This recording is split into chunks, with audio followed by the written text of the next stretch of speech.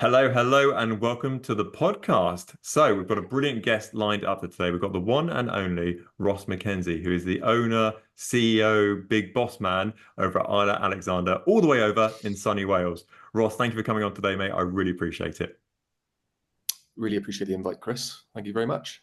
All right. So, for those of you who haven't seen you on social media, I mean, obviously, where have you been? But talk us through quick kind of background of yourself. How long you've been an agent for, when you opened the business yourself, and why you did that. Yeah, so like you say, based in sunny South Wales. It looks like looking at my window now, it's pouring down, so that says it all, doesn't it? But I've been an estate agent for 12 years. Started my career at Countrywide and learned the ropes there. Before working away for a couple of years, I worked in Dubai, which was an experience, but I was kind of early to mid-20s, so I got that out of my system and enjoyed myself a little bit too much before coming back and landing at Purple Bricks, which is probably where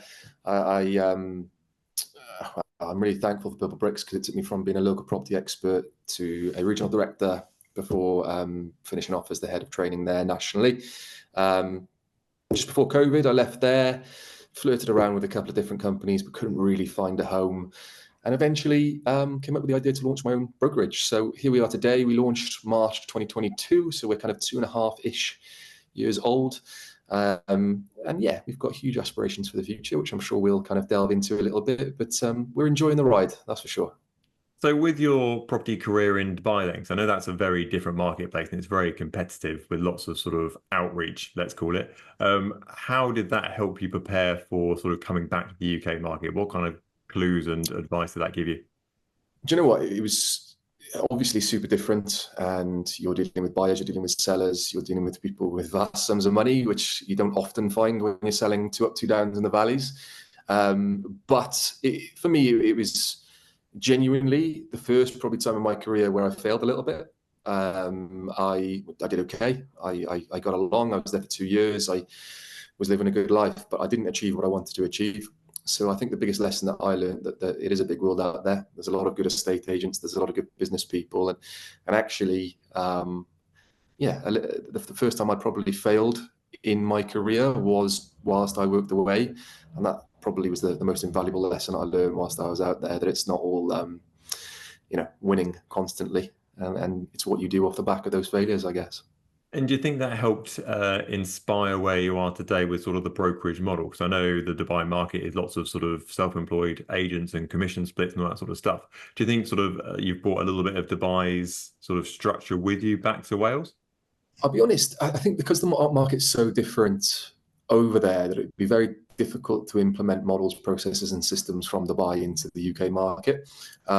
Just before I launched Isla Alexander, I spent 12 months working with Keller Williams, which was really, really good. I've got a lot of respect for those guys. I know they've had their challenges recently, but some of their market centres are absolutely superb in Scotland and Clare in Essex, as an example.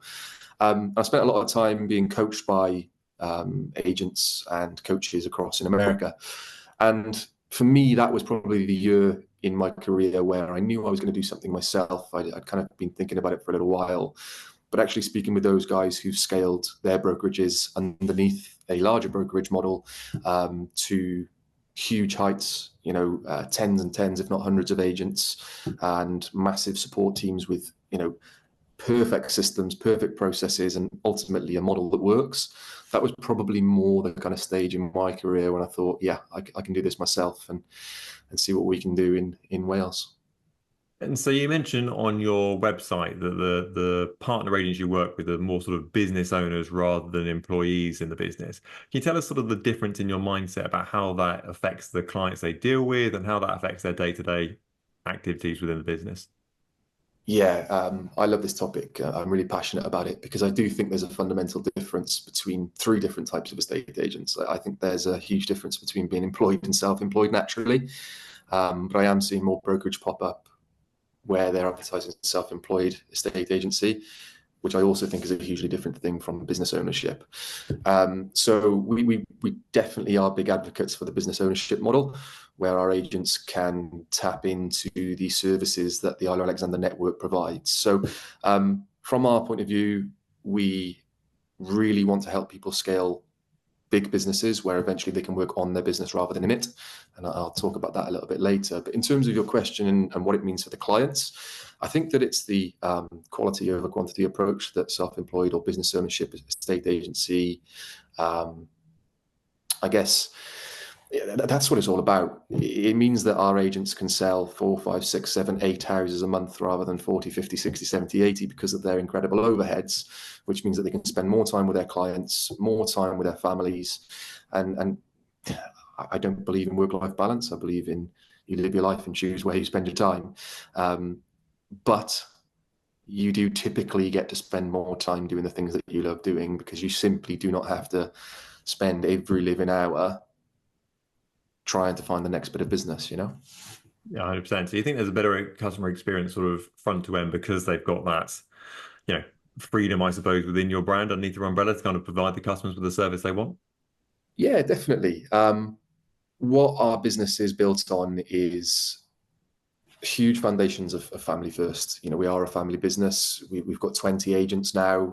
That's growing again next month. So you might see some more videos with that green smoke that you mentioned earlier, which is quite exciting. And we do have huge aspirations to get to around the 50 agent mark around in the next 2 years. We've just launched Alexander Finance. We've got a lettings business and so on and so forth. But the big part of our business, which I spend the majority of my time trying to improve every single day, is our value proposition when it comes to leverage. So I do foresee that self-employed or business ownership, estate agency has got a bit of a problem in the coming years because as it becomes more prevalent, we're going to have more self-employed estate agents. But what they'll very quickly learn is that when you stop selling houses, you stop earning money as a self-employed agent. So what we've tried to implement into our business is incredible technology, training courses, coaching courses, obviously portal access. We've got an in-house media team. We've got an in-house social media team. We've got the mortgages. We've got the letting. So our agents can literally plug themselves into our business, spend 80% plus of their time generating leads and building relationships. And our back office systems, processes, and support team will literally take care of the rest. So yeah, it is a different model. It is true business ownership, and we are encouraging our guys when they reach a certain point to build teams around them so they can earn passively rather than constantly having to work themselves. But you know that takes time. We haven't got it perfect yet, but I certainly think that we're and hopefully starting to turn a few heads in this industry. So I've got a question for you here, and I'm going to ask this in a way that doesn't make me sound like I'm a really, really old guy at 38 years old.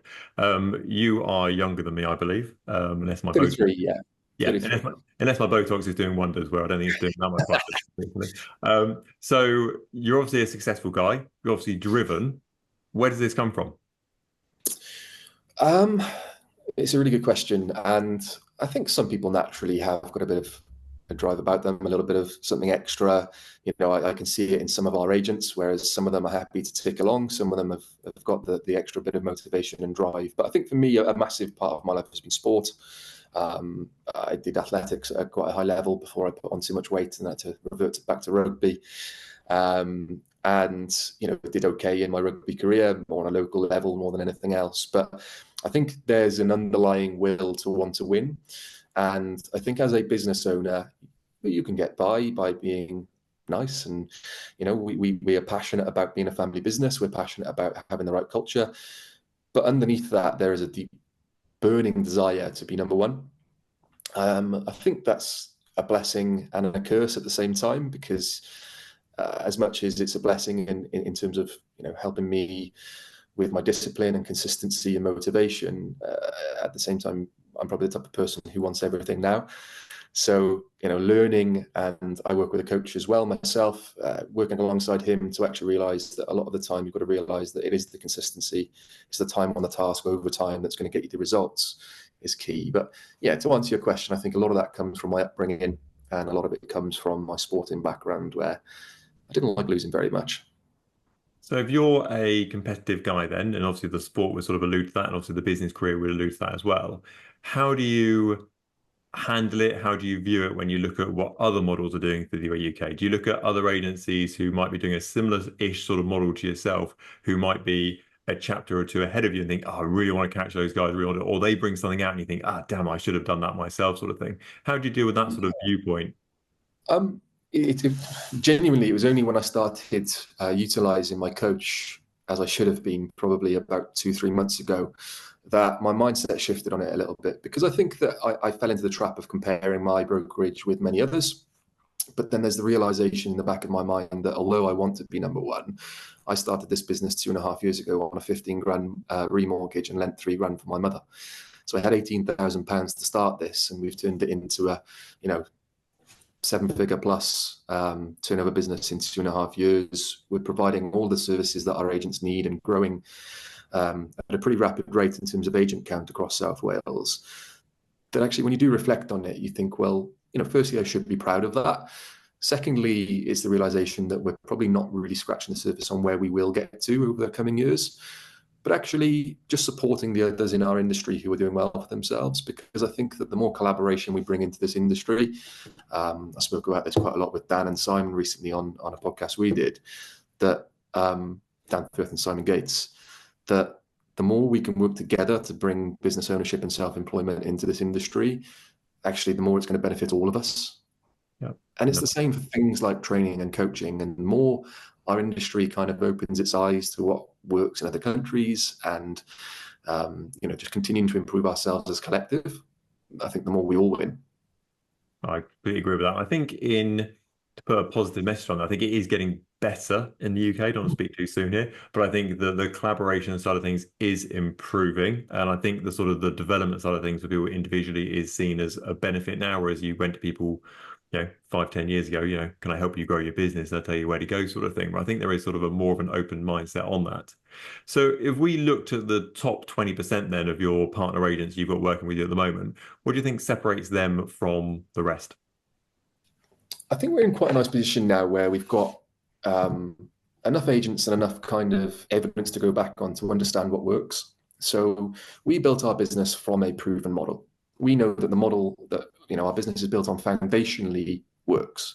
Our systems and process that are implemented, again, we've proven to they're proven to work, and we've seen it over and over again that if implemented in the right way, there's three things which, in my opinion, if you put them together, if an agent does these three things consistently, you will just have success.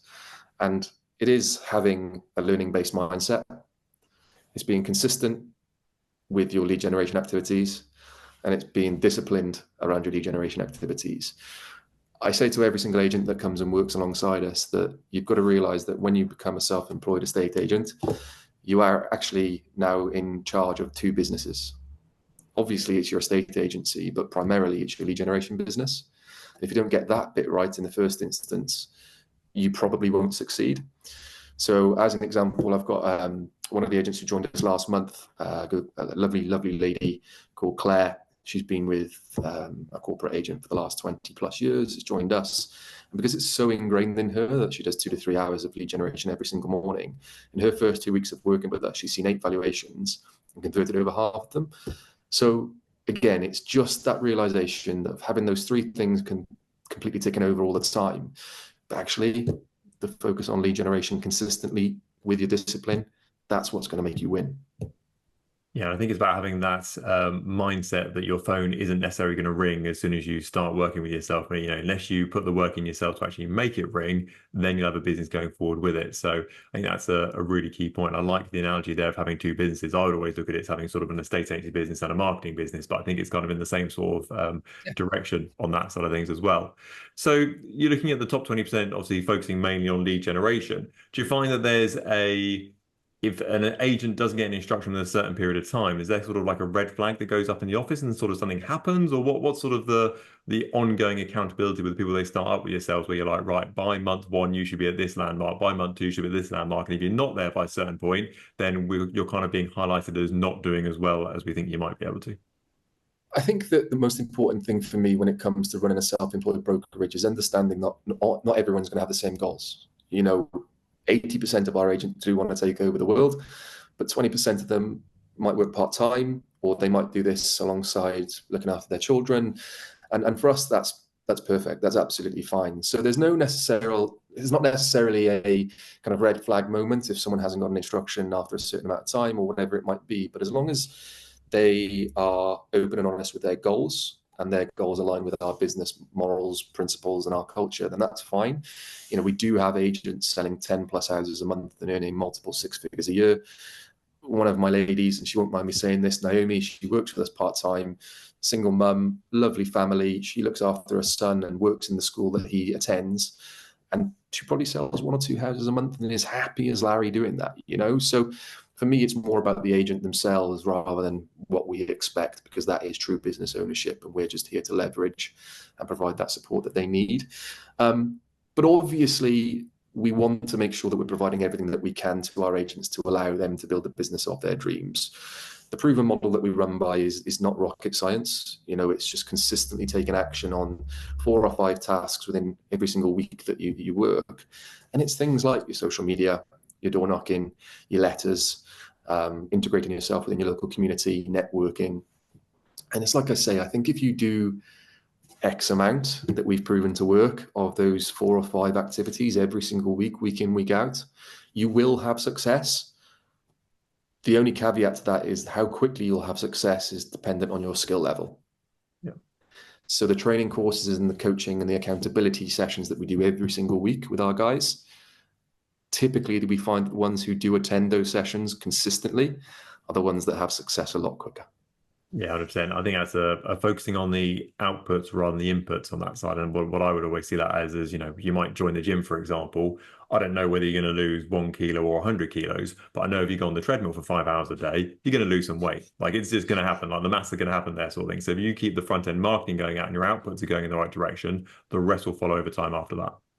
And look, if we have got an agent who says, well, I am doing my 15 hours of lead gen every single week, I haven't had a valuation for the last fortnight, the maths ain't mathing. So we will kind of delve deep and we will get into it a little bit. But I'm really, really privileged that within each of my businesses, the sales, the lettings, and the mortgages, I've got a director within each business who's a shareholder in the business. They run the day-to-day side of things, and it's their job to, number one, be that point of support for each of our partners, but actually, and equally as importantly, is to hold them to account. So accountability within that, as you've already mentioned, is vital, absolutely vital. And how do you balance? So obviously, from your point of view, you want to bring agents on board to sort of partner up with yourself and to grow their own businesses. How do you balance that between pure numbers and sort of just getting that quantity of having a large figure on a spreadsheet to say we brought on 50 agents this year to join our business, and actually balance that between the quality of people you take on board? Because obviously, what you don't want is people to be joining your business and then failing. You want people to be kind of come on board and sort of grow really quickly. So how do you balance that at the early stages to make sure you're getting the right people on board and you're not just putting someone on the board for the sake of it effectively? Yeah, great question. And believe me when I say I've learned from my mistakes a lot over the past 2 years with this, because we have brought people on board. And don't get me wrong, they could be good people, but if they're not the right fit, then it's just not going to benefit any party. So it's a little bit naughty, so I do apologise. Cover your ears if you have to. But like, our number one recruitment policy is no dickheads. First and foremost, we just don't want people in our business who haven't got the right kind of morals and principles about them. We don't want the typical this is a little bit mean to say, but shiny suit, shoes, salesperson. We don't do that. We're a family business. We want to do things the right way. And yes, we want to support our clients by offering them the full package, but only if it's done properly. So we certainly have got the perfect agent kind of model that we go after, and it is very specific. But as long as you're a good person and you want to kind of buy into what we're trying to do here, then there is a space for you. But you're so right in what you're saying. That one bad egg can offset a hell of a lot of hard work. So recruitment and finding the right people is key. Yeah, 100%, 100%. So let's say, for example, I signed up today with yourself to become a partner agent. What does that process look like going forward? I mean, obviously, I get a very cool promo video, which I've seen online a lot recently, which are super cool. So apart from that, what happens in sort of the onboarding process for myself?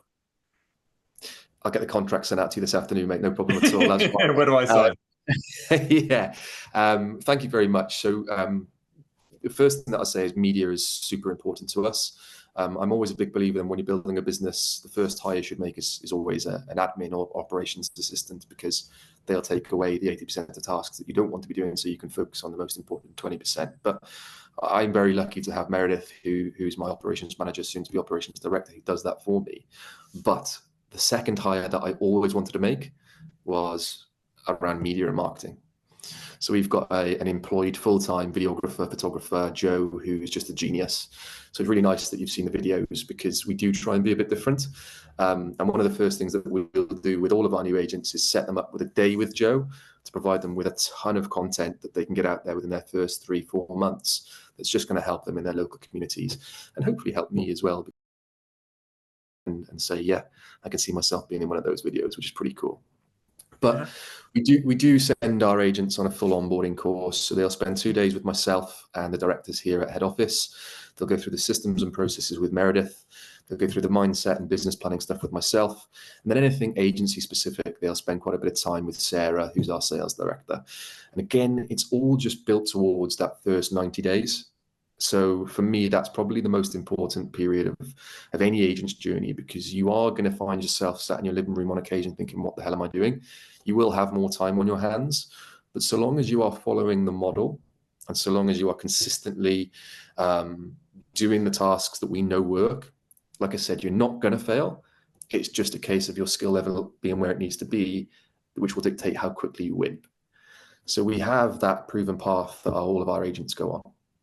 It's funny you say about the video side of things. So I had a video call with Lee O'Brien from IAD a couple of days ago for the podcast, and he said, "Yeah, when I started my own business 10 years ago, first thing we did is walk down the high street, look for some premises." And I was like, "God, Lee, that is aged badly," sort of thing. So it's funny how the mindset has changed from sort of the sort of old schooler way of thinking about it, which is kind of like, let's get a premises, let's get a shop, to now, right, let's get a videographer on board, let's get some social media content out, and that's going to give us the boost we need, sort of thing. Yeah, definitely. And I guess being 33, I've grown up with technology, and social media came into play when I was probably 10, 11 years old. So I've, other than the first 10 years of my life, pretty much grown up with that being the forefront of a lot that we do. So it was always something that I wanted to invest quite heavily in. And, with the mortgage business launching on the 2nd of September, and our lettings business launching 6 months ago again, those two industries don't necessarily have a huge focus on media, where we just see a little gap in the market, where I think that it's kind of the cherry on top of the icing on top of the cake, because it's not going to make it's not going to take our business into the stratosphere, but if it can attract the right clients and it can attract the right partners for us, the rest of it will take care of itself. So it is that attraction piece which I think media is so important for. Yeah, I always think it's a really good validator for the marketing you do. So on its own, social media does a job, and if you do a lot of it, it can start doing some heavy lifting for you. But that's going to take quite a while to kick in. But what it can do is kind of verify and back up the marketing you're doing, which is more direct, and actually sort of improve that conversion rate across the board going forward. So let's imagine I came to you and I signed up on my first day, and I said, "Yeah, but Ross, I don't really like this whole video malarkey, mate. I don't want to put my face on screen. I sound like a muppet, all this sort of stuff." What would the conversation look like with that individual? To be honest with you, we have that quite often. And I'm quite lucky that Joe, our head of media now, is a brilliant director as well. So he's very good at putting people at ease, creating scripts. But look, if someone is adamant that they don't want to be in front of the camera, she's going to hate me for saying this because she probably watched this, but our mortgages director, our finance director, Vicky, hates it. Absolutely hates it. But we got her out and we have done it. She hasn't done any speaking. It was all natural. It was nothing fabricated. It was all just her going about her day, and we were kind of there in the background. So there's ways and means of doing it. And I'm not saying that it's a deal breaker that you have to be, you have to have gone to acting class to come and join us, because I certainly haven't done that. But I think that what I always come back to is the age-old question of, what's more scary for you? Is it the fear of being on camera, or the fear of not achieving your goals over the coming 5 years? Because we've proven that if you do get over the fear with our help of being in front of camera and putting yourself out there into your community, that you can accelerate your success and ultimately achieve your goal a lot quicker. So I think that same as everything, it comes back to setting the right goals and understanding what your why is, because if those things are big enough, being in front of camera isn't going to scare you. Yeah, absolutely. I love that. sort of phrasing there. So the one I always used in my life, I don't really use it so much these days, but most definitely when I first launched it, I used to tell myself about every 10 minutes. I was like, right, is it harder for me to go on a video or a podcast or speak in front of people, or is it easier to turn around to your partner and your family and be like, business didn't work out for me. I'm closing it down. I'm going to go work at Connell's and be an area manager or whatever it may be. Which one of those two is the easier option? And every time you're like, well, doing the video is probably a bit easier. Doing the podcast is probably a bit easier in that conversation sort of thing. So it answers your question quite quickly. Do you know what as well, Chris? So like um, my wife was putting my little girl to bed the other night, and I was just flicking through Instagram because it's probably the only 10 minutes spare that I get in a day to myself, and just scrolling through social media. And I was looking at my Isla Alexander page, which we're quite lucky that we've got a social media expert who runs it for us now. But back in the day when we first launched, obviously it was myself. And at the time, I was producing these videos, which I was like, these are, stand out. They're good. And we were getting comments from people to say, oh, fair play to you. I've seen your videos, this, that, and the other. But looking back now, I'm like, that is dreadful. Like, that was awful. But it wasn't. It's just that you go on a journey that very often you'll find that the quality comes from the quantity. The more you do something, the better you get. And that just happens naturally. So what I would say to people, if you are afraid of that side of things, is actually just throw yourself in the deep end and you'll never know where you end up. Um, it's so important. And as kind of social media and video becomes more and more prevalent in our world, it will become even more so important with the next generation of sellers. God knows how much of that will be online. So the more you can build your presence, the bigger your business is going to be. Yeah, absolutely. And the number of people I've worked with over the years where they're like, I don't want to go on camera, I'm shy, I'm this, I'm that. After like 6 weeks, they're like, I love being on camera. I can't wait to do my next video, whether Yeah. it's in this podcast sort of thing. So it's amazing the time that people actually kind of get over it and actually learn to embrace it. I also think that it's really, really important for me to say that I've already mentioned it, the media really is the cherry on top of the icing on top of the cake, because the cake has to be the foundational model. The cake, the icing has to be the processes and the systems, and anything else on top is just a sprinkling of genius or a sprinkling of brilliance from the individual. But I really do believe that unless that foundational model is right and you've got it proven to the point where you know what works, estate agency could have a problem in the coming 5 to 10 years.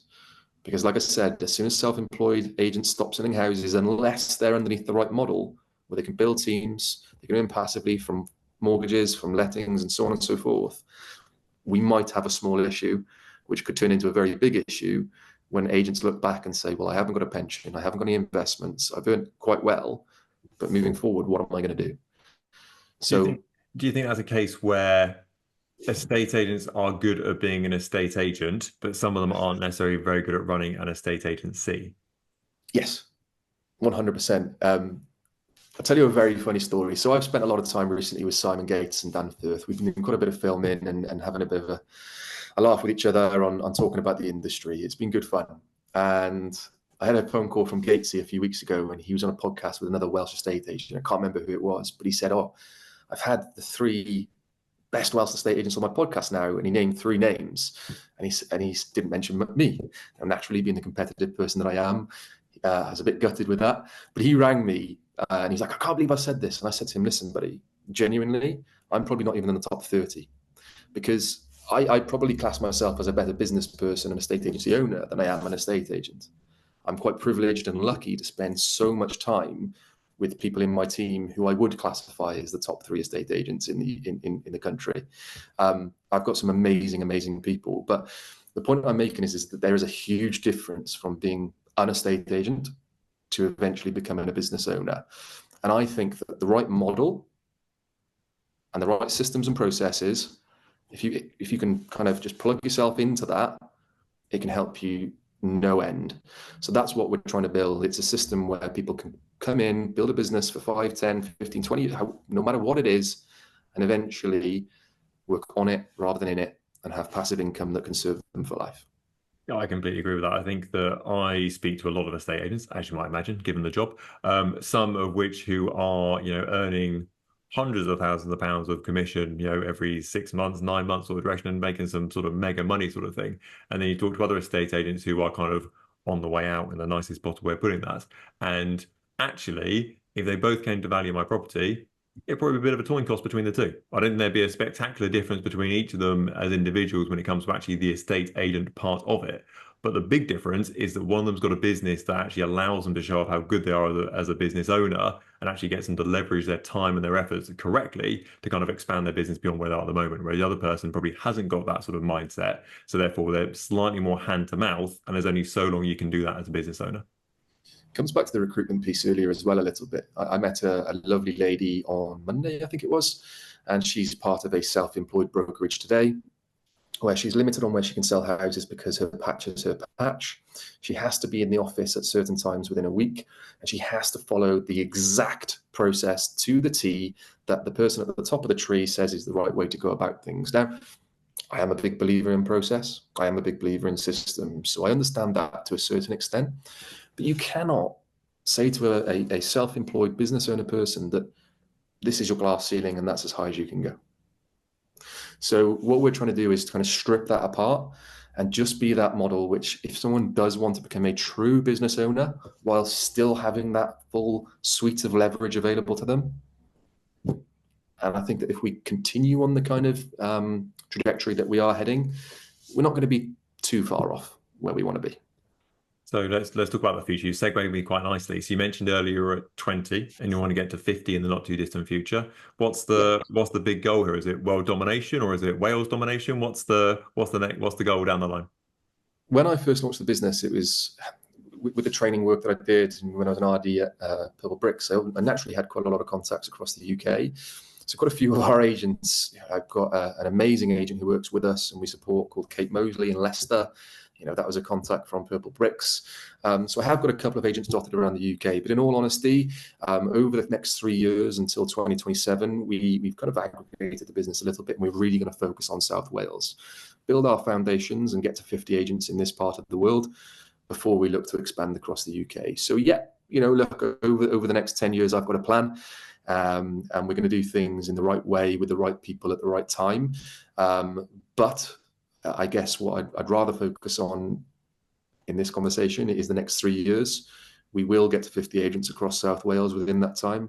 We will become the number one estate agent. I'm determined to make it happen. And it's going to be done by doing things the right way, the right people. And that's super, super important to me.